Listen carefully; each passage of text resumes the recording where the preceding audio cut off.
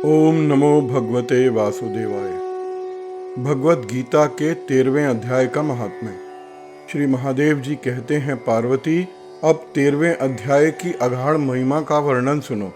उसको सुनने से तुम प्रसन्न हो जाओगी। दक्षिण दिशा में तुंगभद्रा नामक एक बहुत बड़ी नदी है। उसके किनारे हरिहर नामक रमणीय नगर बसा हुआ है। वहाँ साक्षात भगवान हरिहर विराजमान है, जिनके दर्शन मात्र से परम कल्याण की प्राप्ति होती है। हरिहरपुर में हरि दीक्षित नामक एक क्षत्रिय ब्राह्मण रहते थे, जो तपस्या और स्वाध्याय में संलग्न और वेदों के पारगामी विद्वान थे। उनकी एक स्त्री थी, जिसे लोग दुराचारा कहकर पुकारते थे। इस नाम के अनुसार ही उसके कर्म भी थे। वह सदा पति को कुवाच्य कहती थी। उसने कभी भी उसके साथ शयन नहीं किया। पति से संबंध रखने वाले जितने लोग घर पर आते, उन सबको डांट बताती और निरंतर व्यभिचारिणियों के साथ रमण किया करती थी। एक दिन नगर में इधर उधर आते जाते पुरवासियों से भरा देखकर उसने निर्जन एवं दुर्गम वन में अपने लिए संकेत स्थान बना लिया। एक समय रात में किसी कामी को ना पाकर वह घर के किवाड़ खोलकर नगर से बाहर संकेत स्थान पर चली गई।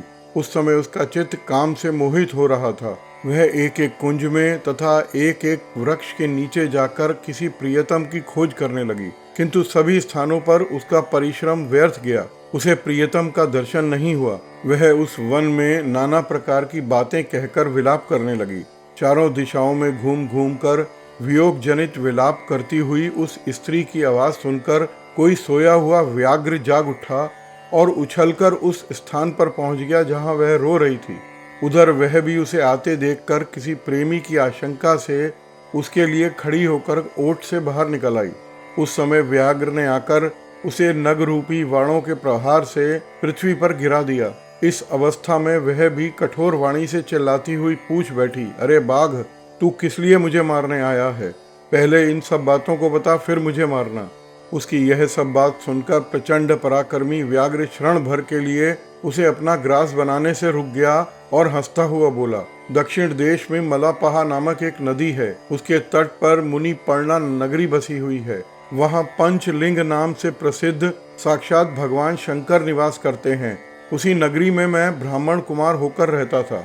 नदी के किनारे अकेला बैठा था और जो यज्ञ के अधिकारी नहीं हैं, उन लोगों से भी यज्ञ कराकर उनका अन्न खाया करता था। इतना ही नहीं, धन के लोभ से मैं सदा अपने वेद पाठ के फल को भी बेचा करता था। मेरा लोभ यहाँ तक बढ़ गया कि अन्य भिक्षुओं को गाली देकर हटा देता और स्वयं दूसरों को नहीं देने योग्य धन भी बिना दिए हमेशा लिया करता था। ऋण के बहाने मैं उन सब लोगों को छला करता था। तदंतर कुछ काल व्यतीत होने पर मैं बूढ़ा हो गया। मेरे बाल सफेद हो गए, आंखों से सूझता नहीं था और मुंह के सारे दांत गिर गए। इतने में भी मेरी दान लेने की आदत नहीं छूटी। पर्व आने पर प्रतिग्रह के लोभ से मैं हाथ में कुश लिए तीर्थ के स्थान चला जाया करता था। तत्पश्चात जब मेरे सारे अंग शिथिल हो गए, तब एक बार मैं कुछ धूर्त ब्राह्मणों के घर मांगने खाने के लिए गया। उसी समय मेरे पैर पे कुत्ते ने काट लिया और मैं मूर्छित होकर क्षण भर में पृथ्वी पर गिर गया। मेरे प्राण निकल गए। उसके बाद मैं इस व्याघ्र योनि में उत्पन्न हुआ।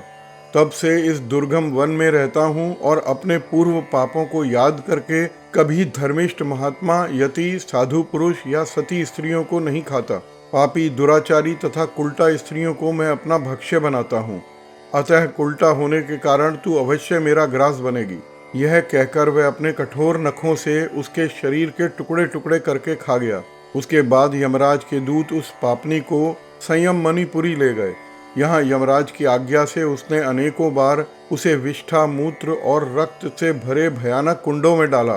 करोड़ों कल्पों तक उसे रखने के बाद उसे वहां से ले आकर 7 मनवंतरों में रौरक नरक में रखा। वह चारों ओर मुंह करके दीन भाव से रोती हुई उस पापनी को वहां से खींचकर दहननक नामक नरक में गिराया। उस समय उसके केश खुले हुए थे और शरीर भयानक दिखाई देता था। इस प्रकार घोर नरक यातना भोग चुकने पर वह महापापनी इस लोक में आकर चांडाल योनि में उत्पन्न हुई। चांडाल के घर में प्रतिदिन बढ़ती हुई वह पूर्व जन्म के अभ्यास से पूर्वव्रत पापों से प्रवृत्त रही। फिर उसे कोढ़ रोग हो गया, नेत्रों में पीड़ा होने लगी।